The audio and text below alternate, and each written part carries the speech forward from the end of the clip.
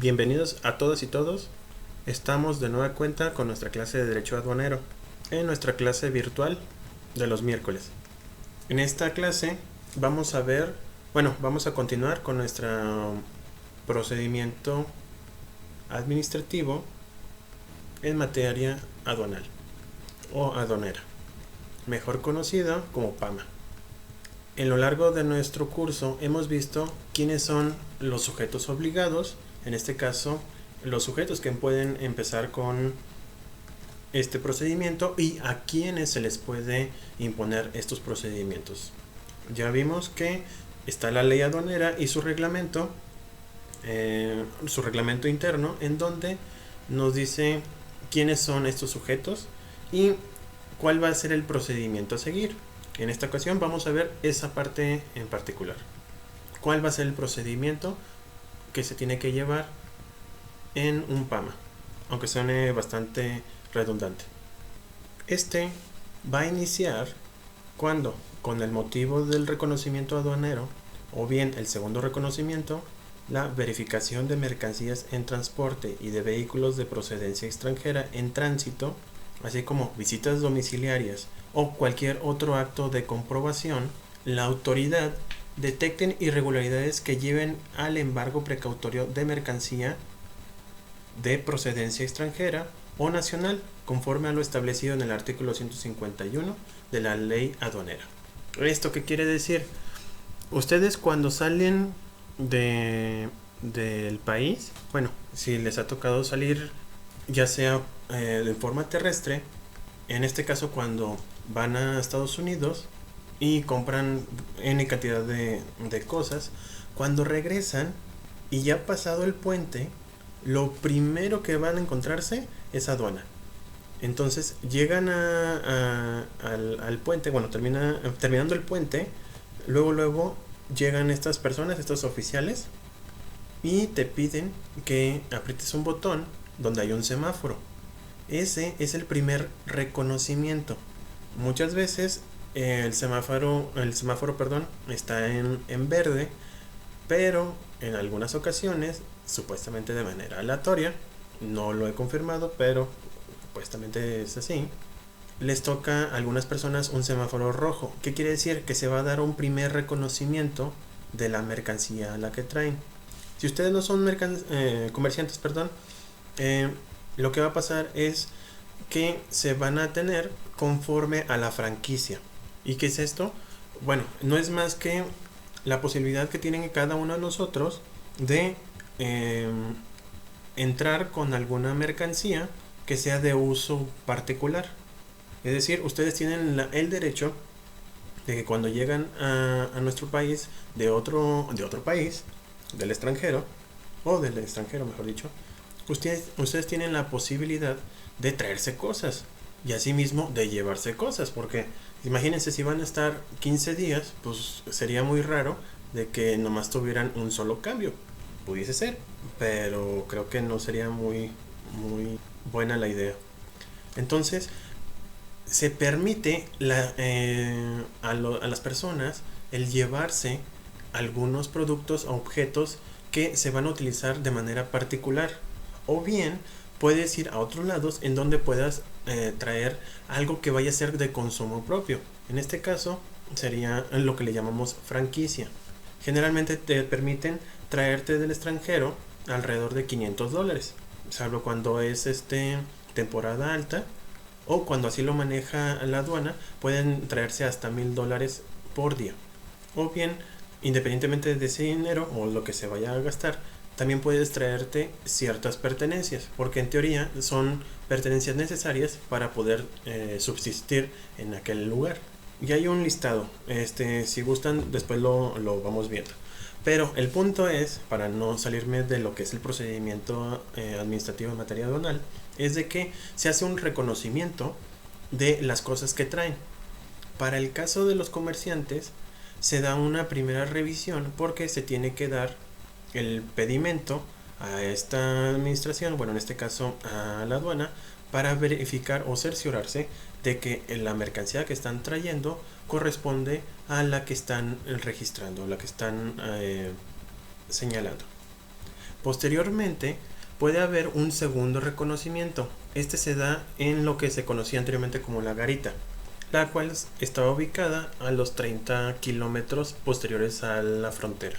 Y digo que se encontraba porque solamente hay alguna que otra parte estratégica en donde todavía existen.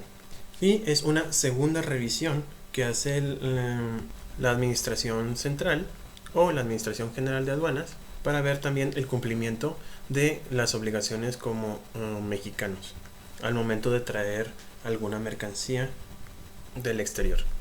Y también, bueno, ya vimos lo que es la verificación de mercancía en transporte. Están estos trailers donde tienen atrás sus containers y trasladan de una frontera a otra un tipo de mercancía. Bueno, también se hacen verificaciones, se sellan esos contenedores con candados especiales y con una cinta. Bueno, en este caso están amarrados y firmados por la autoridad para que se verifique que ya fueron revisados con posterioridad. Entonces, si se hace una revisión también en un control aduanal y ven que están rotos los candados, se estaría también en una irregularidad y se empezaría lo que es un procedimiento administrativo, bueno, un PAMA. Y también, por último, lo que son las visitas domiciliarias, en donde llegaron esos productos. También se hace cuando aduana, bueno, la autoridad cree que, a pesar de que se dieron esos filtros, todavía tiene la sospecha de que hubo alguna inconsistencia, puede llegar de imprevisto a la empresa en donde supuestamente había llegado ese producto, esa mercancía. Y si en esa visita encuentra, o más bien no encuentra la mercancía o no fue ubicada en ese lugar, entonces también se empieza un procedimiento. Para todos estos casos, cuando existe o se ven elementos de alguna irregularidad, lo que se va a proceder es al embargo precautorio de esa mercancía.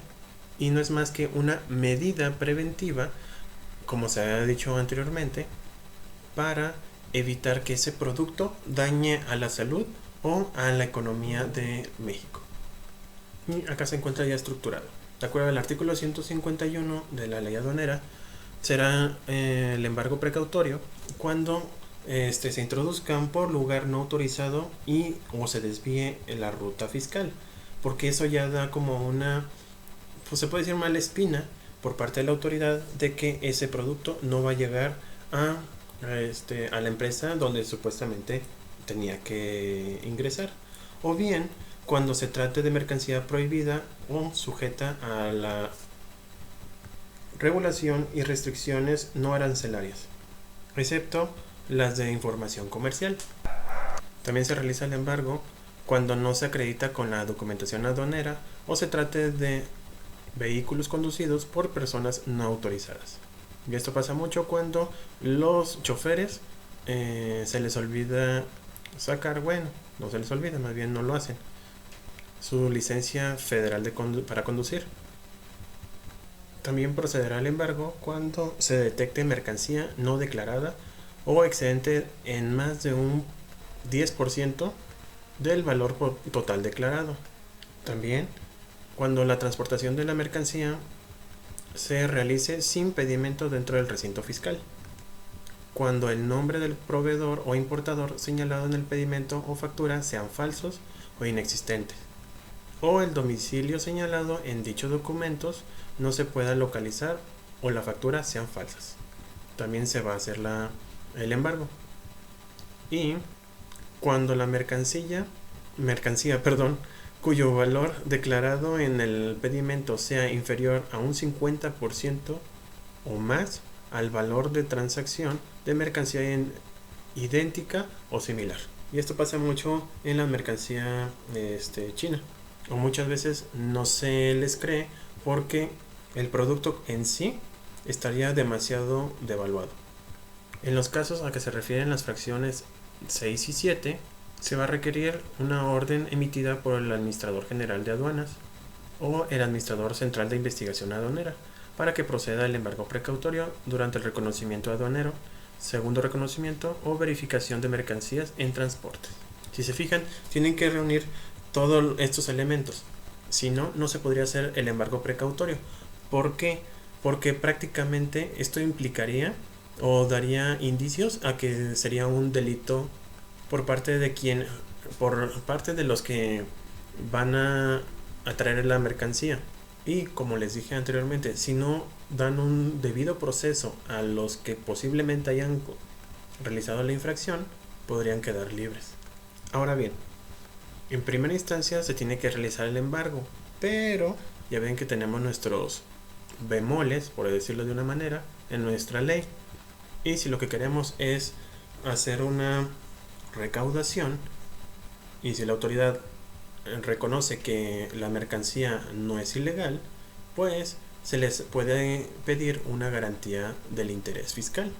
Y es que no solamente se les va a hacer el embargo, sino que también se les va a pedir alguna especie de prenda para el pago de las contribuciones, ¿verdad? Y aquí tenemos varios supuestos que corresponden también a las fracciones que vimos anteriormente. Para los casos de las fracciones 1, 2, 3, 4, 6 y 7 vistas anteriormente, no las voy a repetir porque pues sería eso, repetirlo. El medio de transporte queda como garantía del interés fiscal, salvo que cuente con una carta aporte que cumpla con los requisitos fiscales señalados en el Código Federal Fiscal, mejor dicho, Código Fiscal Federal.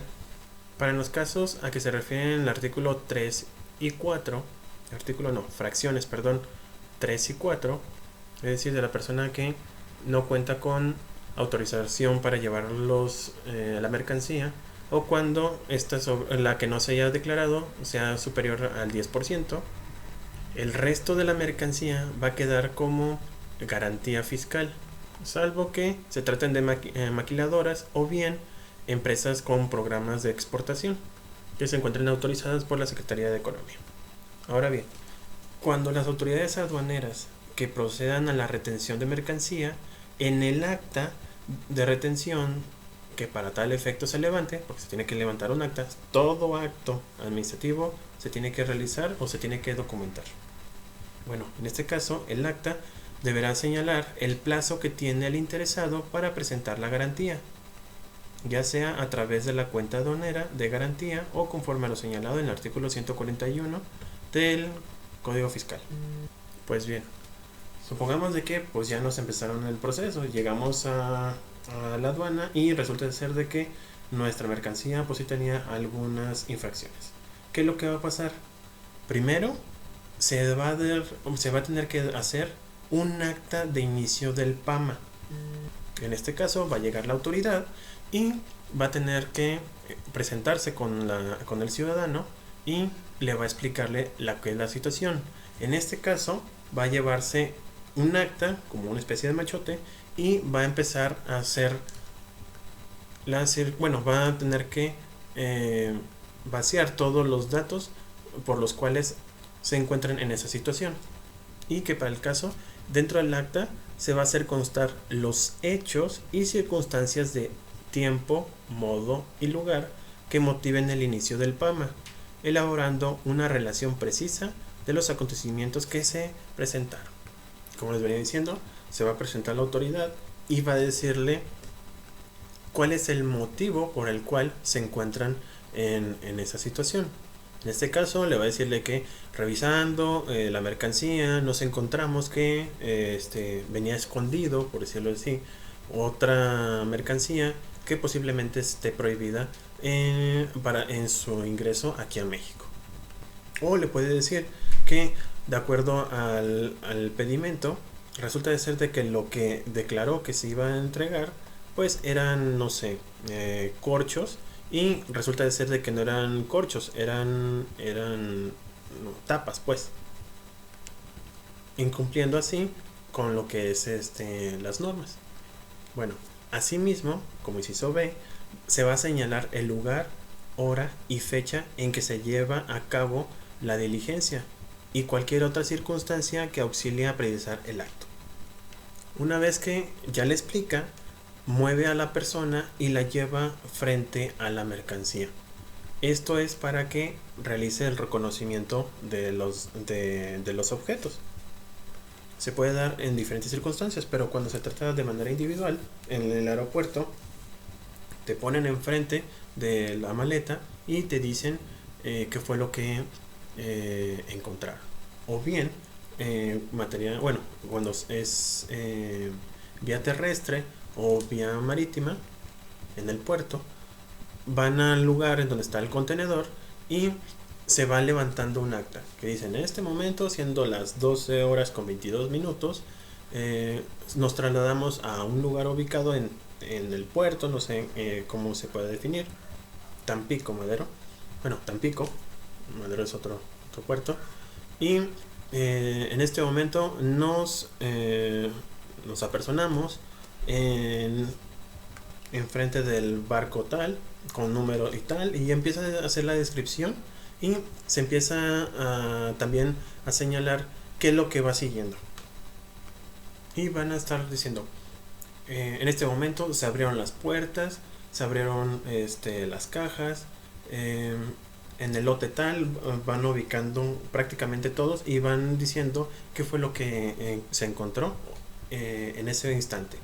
Asimismo, y esto es un poco técnico, pero cuando se empiece a hacer ese reconocimiento, todas las circunstancias se tienen que registrar o hacer constar en unos formatos.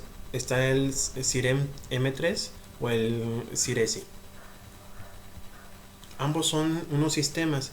Van a estarse capturando toda esta información. El CIREM 3 es el sistema de registro de evaluación. Perdón, es el sistema de reconocimiento M3 y el otro es el sistema de registro de evaluación y seguimiento de incidencias. Y ahí, dentro del sistema, se va a capturar, hay unas claves en donde van a detectar el origen del PAMA. Asimismo, y en su caso, se deberá anotar la orden de verificación o de visita detalladamente, con la fecha de expedición, número de oficio y fundamentación legal de la expedición de la orden. En caso de una visita domiciliaria, van a presentarse en el domicilio y van a decir: en fecha tal, en este caso, ejemplo, el 3 de julio de 2020, nos encontramos ubicados en el domicilio tal, por así habernos señalado el contribuyente, percatándome en el instante de que existe el domicilio, por así haberlo constatado. Y ya empieza a hacer la descripción. Repito, esto es en caso de que sea una visita domiciliaria. Y también, como cualquier autoridad, tiene que fundamentar la competencia de la autoridad aduanera para llevar a cabo el inicio del PAMA.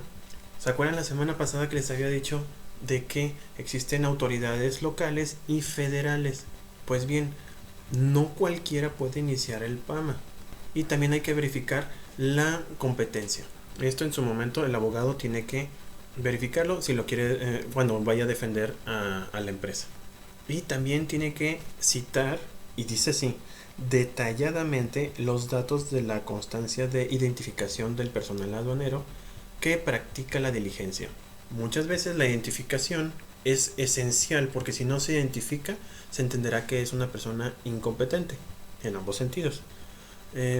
Pero más allá de eso, es para comprobar de que la persona que se está presentando ante el ciudadano a quien está importando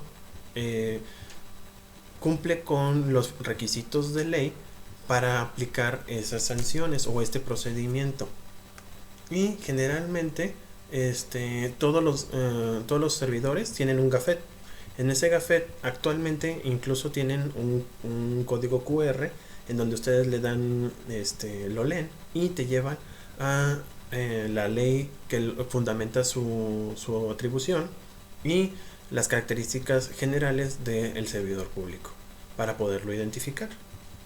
Y no solamente eso, los documentos con los que se presenta esta persona tienen que estar, se tiene que señalar la fecha de expedición, el número de oficio, filiación de esta persona, es decir, el cargo que está desempeñando, así también la autoridad que la expide, vigencia y fundamentación legal de la expedición. Y generalmente se encuentra tanto en el gafet como en el oficio. Generalmente empieza así: yo fulano de tal, con las características, no sé, con la función de, y va señalándose, el cual fue establecido de acuerdo a, puede ser la fecha del nombramiento, o puede ser que incluso se lleve una copia de ese nombramiento para que se verifique fehacientemente de que es una autoridad o es la autoridad encargada de realizarlo. También dentro del procedimiento, pues también se les va a solicitar a aquellos, le llaman interesados, pero pues realmente serían desinteresados. Lo que menos quiere uno es de que le hagan un procedimiento de este tipo. Entonces, a quien se le está siguiendo el procedimiento, les van a permitir que designe a 2 testigos. Y estos 2 testigos, generalmente, en muy particular punto de vista, son pues más bien de bulto, porque muchas veces, vamos, donde se encuentra la persona, esta desconoce quienes se encuentran a su alrededor. Imaginémonos una persona que se encuentra en el aeropuerto y pues a lo mejor viene sola o a lo mejor viene con su familia, pero muchas veces cuando los llevan a otro lugar, a otra sala, pues se encuentran solos. Entonces cuando le dicen que designe a 2 testigos, pues los únicos que van a encontrarse son los que se encuentran alrededor, y siempre van a ser servidores públicos o gente que está trabajando precisamente en aduana o en migración. Pero como es una garantía constitucional, se les asigna a 2 testigos, bueno, se les da el derecho, y si no quiere fijarlos o designarlos, la autoridad los va a designar y los va a poner, bueno, va a hacer una anotación. Generalmente es como no dio su derecho de designar a 2 testigos, nosotros como autoridad le designamos a fulano y fulano de tal. Y muchas veces son gente que se encuentra ahí. La ventaja de tener 2 testigos es que si por alguna razón la autoridad abusa de esas facultades que tiene, estos 2 testigos sean los encargados de desenmascarar ese tipo de situaciones. En materia penal, yo me acuerdo que el origen de que el abogado se encontrara junto con el testigo era precisamente porque muchas veces, no sé si todavía sigue pasando, pero eran torturados. Entonces, ¿a quién le van a creer o cómo le iban a creer que los golpes o posibles golpes o los traumatismos que les hacían de manera psicológica eran verdad? Y por eso es que siempre tiene que estar su abogado presente, porque además de que tiene el conocimiento de derecho, también forma parte de ser testigo de cualquier situación que sea irregular. Bueno, es exactamente lo mismo en estos procedimientos. Un testigo va a hacer prueba de cualquier situación de utilización de las facultades. Bueno, cuando se pasen, de las facultades que tienen los servidores públicos, ya, el término es abuso de autoridad. Cuando se tienen 2 testigos es precisamente para desenmascarar el abuso de autoridad. Y bien, bueno, en el siguiente inciso también se le va a pedir al interesado, ya sabemos que no es tan interesado, para que señale un domicilio para oír y recibir notificaciones dentro de la circunscripción territorial de la autoridad competente para tramitar y resolver el PAMA, salvo que se traten de pasajeros, en cuyo caso podrán señalar un domicilio fuera de dicha circunscripción.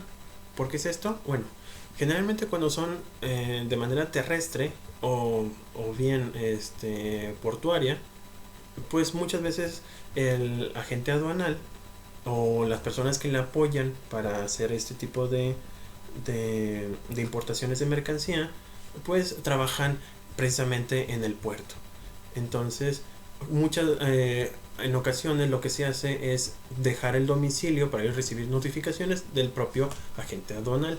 Sin embargo, ustedes como pasajeros, ya sea en el aeropuerto o muchas veces incluso de manera terrestre, pues vamos, no tienen algo que los pueda vincular en el lugar en donde se realizó el PAMA o en donde se empieza el PAMA, porque pues precisamente van de paso. Imagínense, no sé, que lleguen a Cancún y que encuentren alguna infracción que hayan realizado. Imagínense, pues van a tener que esperar ahí hasta que termine todo el procedimiento. Y mientras, pues, si viven aquí en Aguascalientes, pues para empezar ya los molestaron, para no decir otra palabra, porque tendrían que tener tener que pagar hotel, comida, bueno, infinidad de cosas si fuera el caso de que hicieran el procedimiento allá. Afortunadamente, no es así. Si por alguna razón les empieza un procedimiento administrativo cuando es en ustedes como pasajeros, lo único que van a hacer es van a dejarlos en una circunscripción más cercana al de su domicilio. Solamente que hay una cosa. Te dicen, ok, no eres de aquí y me dijiste que eres de Aguascalientes. Ok, me vas a decirme en dónde o en qué domicilio vas a señalar para que se te hagan las notificaciones. Y se les apercibirá al interesado que si el domicilio que señalan no corresponde a uno verdadero o el de su representante, o bien si se hace pato y se desaparece después de iniciado el procedimiento, se van a tener que efectuar a través de estrados y se entenderán como legales. ¿Qué perjuicio implica esto? Que ustedes no van a saber la forma en que se van a defender, porque no van a saber en dónde o cómo sigue su procedimiento. Y si les fincan una responsabilidad bastante alta, y si los descubren posteriormente, incluso pueden llegar a la cárcel.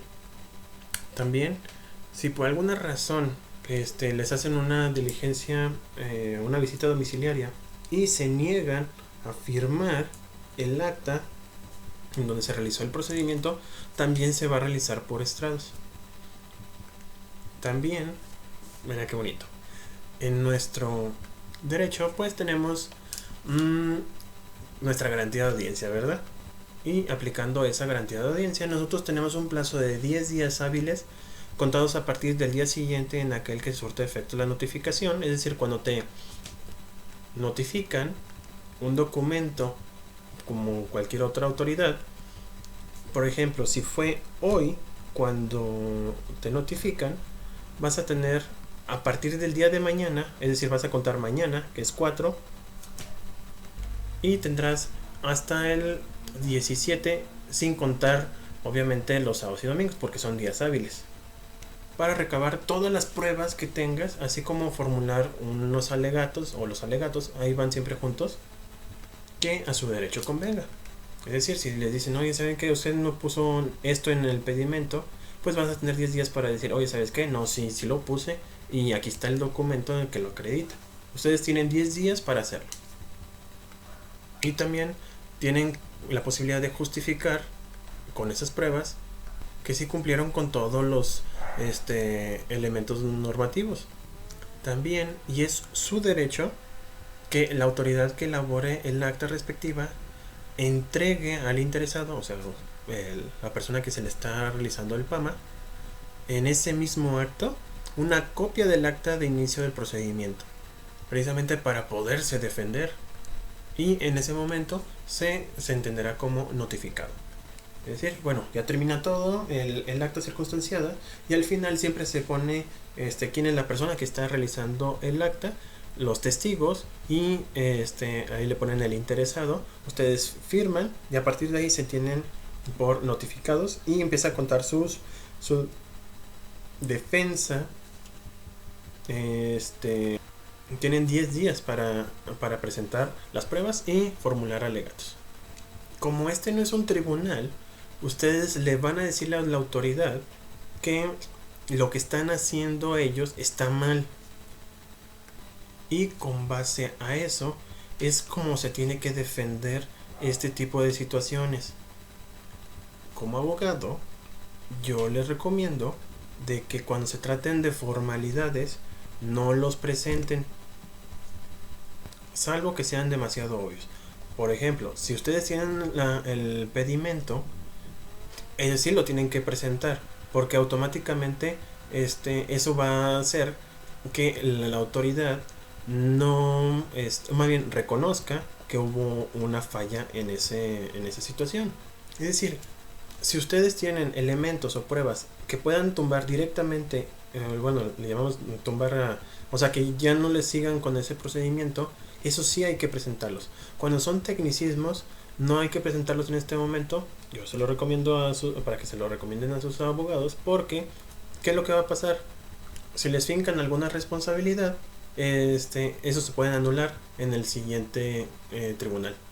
Repito, ustedes están ante la propia autoridad que los está juzgando. Es decir, ellos tienen, por así decirlo, el, el razonamiento, puede decirlo cuadrado, porque ellos mismos se están juzgando. O sea, ya desde antes ya te están culpando o te podrían culpar desde un principio de que hiciste algo malo. No sé si me da a entender. Ellos, o la autoridad, cuando empieza el procedimiento, de antemano cree que ya estás mal. Y si de antemano ellos creen que ya estás mal, ¿cómo los vas a convencer de que no es así? Entonces, por eso te digo, o les digo, mejor dicho, que cuando pase algo cuando no tengan pruebas que ya están, que sean obvias, esas sí hay que presentarlas. Cuando son tecnicismos, hay que esperarse al siguiente tribunal. Ojo, va a ser un poco más de tiempo y a lo mejor dinero para su empresa, pero podemos hacer otros mecanismos o se pueden utilizar otros mecanismos para que sea más simplificado. Cuando se tratan de tecnicismos, si nos esperamos hasta el siguiente tribunal, va a anular el acto, en este caso el PAMA, y por lo tanto se tendría que empezar de nueva cuenta, que generalmente nunca pasa. Si se los hacemos ver en este caso a la autoridad, esos pequeños detalles que no sean tan de fondo, por así decirlo, ¿qué es lo que va a pasar?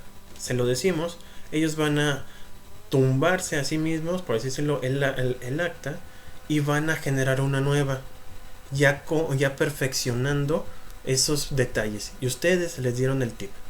Entonces, para evitarnos esa situación, mejor no hay que decirlo, hay que esperarnos y verlo en el siguiente tribunal. Repito, cuando ya estamos en el siguiente tribunal, ya no lo está viendo la autoridad que te está o que los está juzgando, ya es otra persona, y con eso ya se pueden tumbar ese tipo de procedimientos. Cuando, repito, ya tienen el pedimento o algo así que sea muy fundamental, la autoridad tiene que decir, ah, caray, pues sí me equivoqué. ¿Por qué?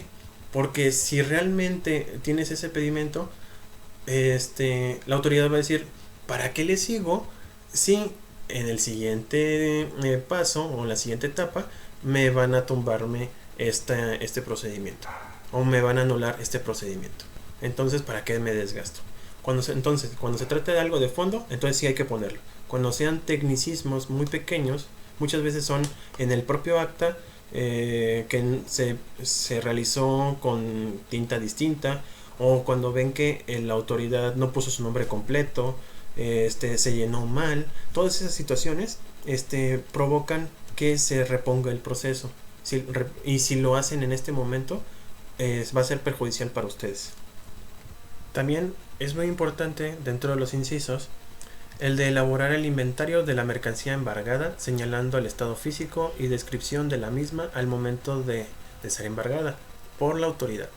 Y esto pasa muchísimo, no solamente en aduanas, también en nosotros, en nuestra vida cotidiana. Si por alguna razón ustedes les mandan sus carros o camionetas al corralón, hay una descripción por parte de la autoridad, en este caso la de tránsito, para verificarle y tomen fotos de la mercancía, porque muchas veces cuando hacen el traslado, a veces pasan cosas extrañas, a veces surgen rayones que no eran, había algunos productos que se encontraban adentro del el carro y no estaban después, o algo así que se les pueda perder. Generalmente en materia de tránsito lo que se hace es sellarse o se censuran los carros. Con eso se impide que alguien los abra o que alguien haga algo con ese tipo de carros. Pero pues hay mañas o hay cosas que posiblemente que se aprendan por parte de personas y que les puedan quitar cosas. Bueno, eso en el tránsito. Pues también exactamente lo mismo aquí.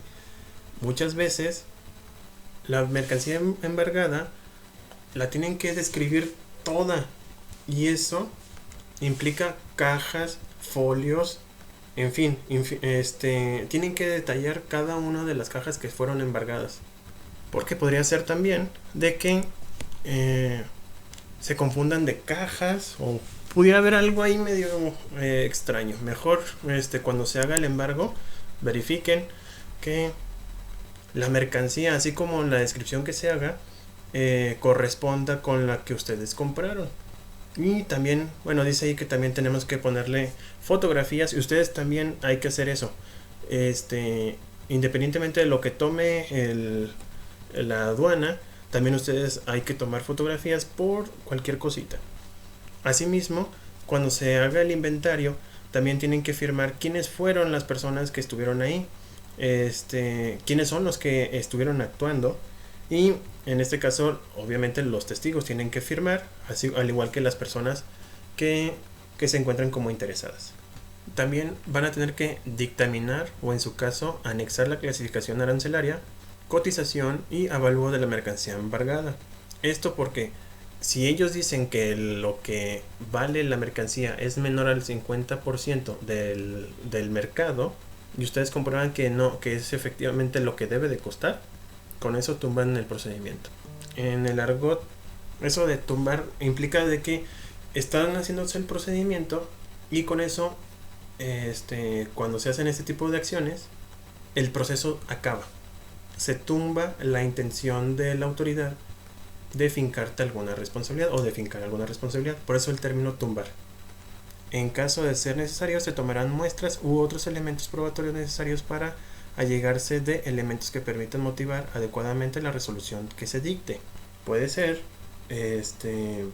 cuando se tratan de sustancias psicotrópicas, puede ser lo que se hace es tomar una muestra de alguna sustancia que se vea parecida a algún tipo de psicotrópico, y en este caso lo que hacen es vertir esa sustancia que creen. Si la sustancia se vuelve de un color, se entenderá que corresponde a un psicotrópico. Si lo hemos visto, si lo han visto en la televisión, se tiene que volver de un color, por ejemplo azul, si se trata de cocaína. Pero para ello esa es una prueba preliminar. Se pueden tomar muestras para verificar de que efectivamente está transportando este tipo de sustancias prohibidas. ¿Ok?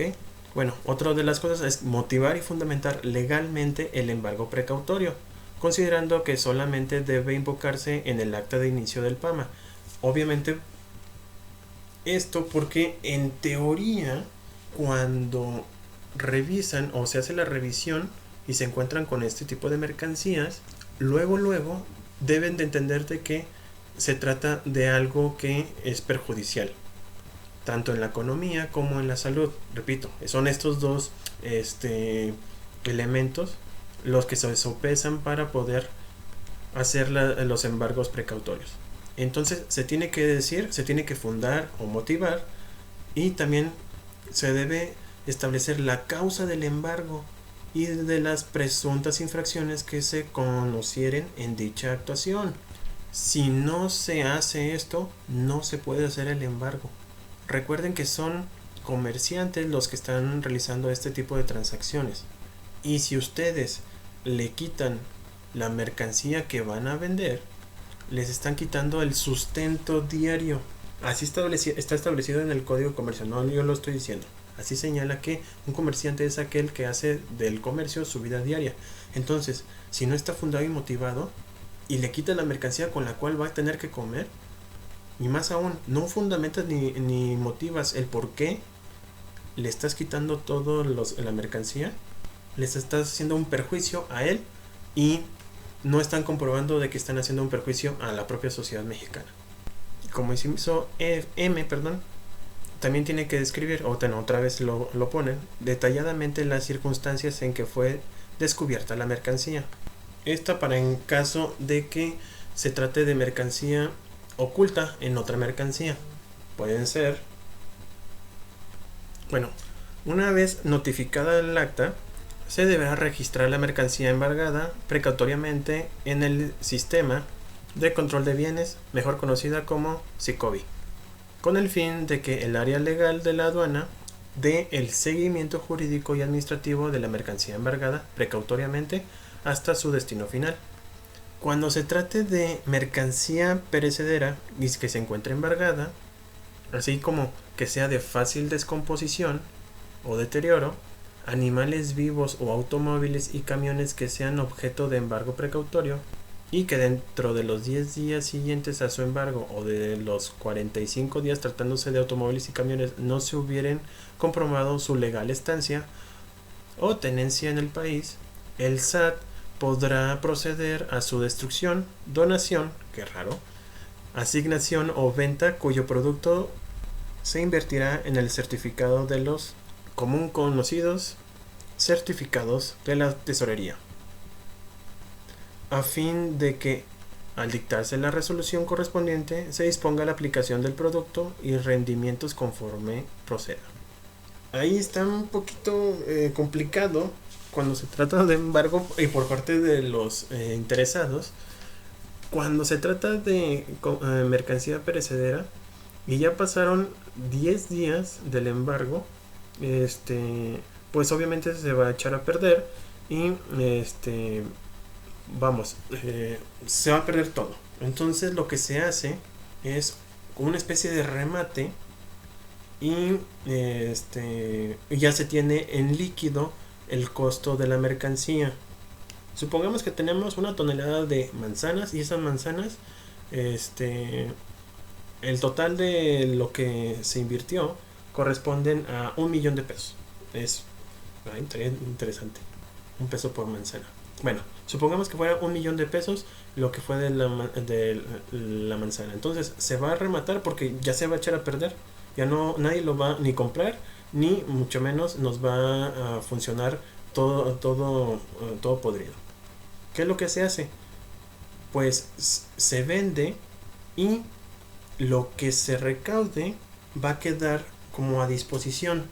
Es decir, si si las manzanas al final del remate fueron 1,000,000 de pesos, 1,000,000 de pesos se van a quedar quietos, por así decirlo, y hasta que termine todo el proceso se le va a entregar ya sea al interesado cuando le sea a favor la mercancía, o bien va a tener que utilizarse ese dinero para pagar lo que son las multas y el interés fiscal.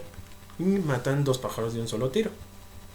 Aunque pues qué feo se sentirá como los mercantes, que a lo mejor esa mercancía la pudo haber vendido no en 1,000,000 de pesos, como el ejemplo, sino que lo pudo haber vendido en 4 millones y pues lo malbarataron. Y eso pasa todos los días. Esto también se va a aplicar cuando no se encuentre o no se ubique a la persona que hizo la importación, o cuando no se ubique el domicilio fiscal de la empresa quien lo contrató, o como ya les había dicho, cuando sea menos del 50% el valor estipulado en el pedimento de la propia mercancía. Y también se hará la venta cuando se trate de ropa usada o llantas nuevas o usadas, conforme a la administración central de destino de bienes. Bueno, para concluir nuestra clase del día de hoy, nomás terminamos de ver lo que son derechos del posible infractor y acabamos. Pues bien, Durante el desarrollo del PAMA, la autoridad aduanera deberá otorgar los siguientes derechos a los presuntos infractores de conformidad con lo establecido en el artículo 2 de la Ley Federal de los Derechos de los Contribuyentes. Primero de ellos es el de conocer el estado de tramitación de los procedimientos en los que sea parte. Aquí está el principio de certeza, y es un derecho de nosotros saber en dónde estamos para podernos mover. Ustedes en cualquier momento, si tienen alguna situación, obviamente tiene que ser por escrito, porque pues, ya ven cómo son nuestras leyes, pero deben de darnos todo lo necesario para podernos defender. La otra es conocer la identidad de las autoridades fiscales bajo cuya responsabilidad se tramiten los procedimientos de los que tenga condición del interesado. Este caso en particular es lo que les he repetido varias veces. Cuando se trata de una autoridad incompetente, es fácil tumbar un procedimiento de estos. ¿Por qué? Porque no tienen las facultades, válgame la redundancia. Como no tienen la autoridad para realizar este procedimiento, cuanto menos tienen la posibilidad de sancionarlos. ¿Va? La otra sería no aportar los documentos que ya se encuentran en poder de la autoridad fiscal actuante. ¿Por qué? Muchas veces y mañosamente piden esto para haber una contradicción. Si ustedes presentan de nueva cuenta un documento, ese nuevo documento puede ser en perjuicio de ustedes y le van a aportar mayores pruebas a la autoridad para que sigan con el procedimiento. Entonces, si por alguna razón les piden algún documento extra, ustedes lo único que van a hacer es se encuentra en su posesión. Van a señalar que ellos son los que tienen que probarlo. Acuérdense que la prueba es quien afirma. Entonces, si la autoridad te está culpando, es porque ellos en teoría tienen la prueba que te está perjudicando en tu esfera jurídica. Y hay otro principio que se llama que se tiene el derecho de no autoincriminarse. Otro, y que muchas veces se les olvida, es el trato con el debido respeto y consideración por los servidores públicos de la administración tributaria. Acuérdense que hay otro principio, hay muchos principios, pero estos por favor atiéndanlos, son muy importantes a ustedes, no solamente como abogado, sino como persona. Existen derechos que son inherentes, son los famosos derechos humanos, pero mucho lo hablamos y realmente no lo comprendemos. Los derechos humanos nos hacen eso, humanos, y no porque una autoridad tenga las facultades para someternos u obligarnos, no tiene en ningún momento la posibilidad de quitarnos nuestra dignidad. Y también lo he repetido muchas veces, por estos pequeños detalles sale gente que a lo mejor pudiese ser, no está comprobado, que haya realizado algún tipo de infracción, pero por estos detalles o por la violación de estos detalles por parte de la autoridad hacen que queden libre algunas personas que a lo mejor no deberían de estar afuera. Por lo tanto, van a tener que estar tratándolos con respeto en todo momento, ni golpeándolos ni mucho menos, u obligándolos a hacer ciertas cosas que no deberían de hacer, como la autoincriminación. Asimismo, tienen la posibilidad de formular alegatos, presentar y ofrecer pruebas, en este caso documentos, conforme a las disposiciones legales aplicables, e incluso expedientes administrativos del cual emane el acto impugnado, que serán tenidos en cuenta por los órganos competentes al redactar la correspondiente resolución administrativa. Acuérdense que también toda autoridad a quien se le dio o se le hizo el derecho de petición tiene que responder a cada uno de los puntos a los que se le haya solicitado. Y si en este caso se hacen los alegatos o se hace una debida contestación de defensa, la autoridad está obligada a que responda a cada una de las situaciones por las cuales el interesado requiere que sean respondidas.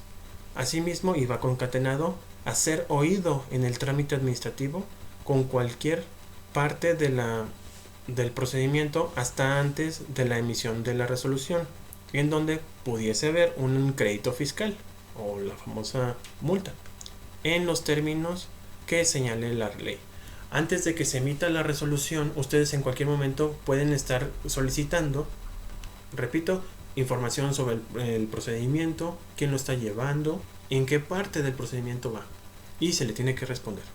También el ser informado al inicio de las facultades de comprobación de las autoridades fiscales sobre sus derechos y obligaciones que tengan en el curso de tales actuaciones. Generalmente cuando se van pasando las etapas, le van diciendo, se van acordando y se va determinando que, por ejemplo, se termina la etapa de inicio del PAMA y luego continúa con el ofrecimiento de pruebas y te van a señalar cuántos días tienes para el ofrecimiento. Por último, el de corregir su situación fiscal con motivo del ejercicio de las facultades de comprobación que lleva a cabo las autoridades fiscales. Si se fijan, son muy sencillos estos derechos, pero en la práctica, cómo ayudan a su cliente. Porque si faltara alguno de estos derechos, repito, tumban todo el procedimiento. Bueno, se puede quedar como anulado todo el procedimiento. Bueno, hasta aquí el día de hoy. Muchísimas gracias por haberme escuchado y nos escribimos, nos vemos y nos escuchamos la próxima clase. Muy buenas tardes.